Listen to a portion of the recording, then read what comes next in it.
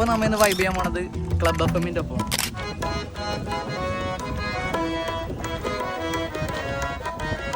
And why harmonium? എന്തുകൊണ്ടാണ് ആഷ്ബിൽ harmonium choose ചെയ്തത്? ട്രെൻഡിനൊപ്പം ചൂസ് ചെയ്തതാണ്. ഓക്കെ, റീൽസിന് വേണ്ടിയിട്ടാണ് നമ്മൾ റീൽസിൽ ട്രെൻഡ് ആ ഒരു അനുസരിച്ചാണ് ഹാർമോണിയം പഠിച്ച് വായിച്ച് തുടങ്ങിയത്.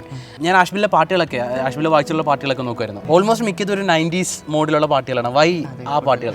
ഓഡിയൻസിന്റെ സജഷൻസ് മൊത്തം 90s 80s സോങ്സ്. അത് ഇടുമ്പോഴാണ് എനിക്ക് കൂടുതൽ സപ്പോർട്ടും കാര്യങ്ങളൊക്കെ കിട്ടുന്നത്.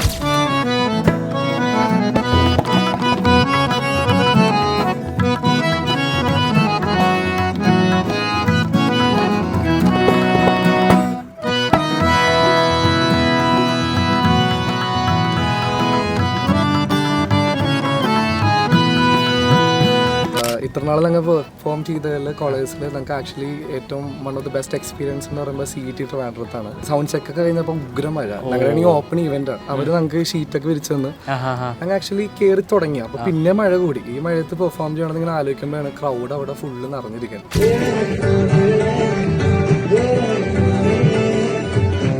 ക്രൗഡ് ഞങ്ങളെക്കാളും വൈബിൽ ഹോസ്റ്റലിൽ നിന്നൊക്കെ വിളിച്ചിട്ട് ഇങ്ങനെ വന്നോണ്ടിരിക്കണേ പിള്ളേര്. കുറഞ്ഞില്ല, കൂടിക്കൊണ്ടിരിക്കണേ.